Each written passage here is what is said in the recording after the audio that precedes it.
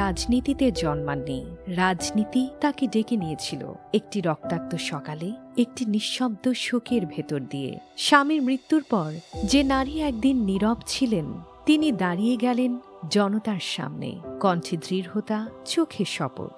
বাংলাদেশ তখন স্বৈর শাসনের দীর্ঘ ছায়ায়, আর সেই ছায়ার ভেতর একজন নারী ধীরে ধীরে প্রতিরোধের নাম হয়ে উঠলেন। তিনি হেঁটেছেন রাজপথে, হেঁটেছেন কারাগারের করিডোরে, হেঁটেছেন বিরোধিতার আগুনে, পিছু হটেননি। এরশাদ বিরোধী আন্দোলনে তার উপস্থিতি ছিল একটি অবস্থান, একটি সংকেত।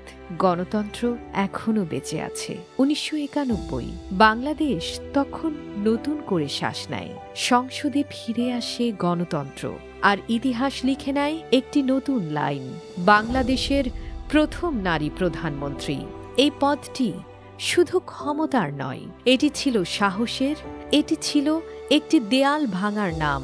তিনি শাসন করেছেন, আবার ক্ষমতা ছেড়েছেন, ক্ষমতায় থেকেছেন, আবার বিরোধিতায় দাঁড়িয়েছেন। রাজনীতি তার কাছে একটি আরামদায়ক আসন ছিল না, ছিল লড়াইয়ের ময়দান। এক যুগেরও বেশি সময় ধরে বাংলাদেশ দেখেছে দুই নারীর নেতৃত্বে রাষ্ট্রের ভাগ্য নির্ধারণ।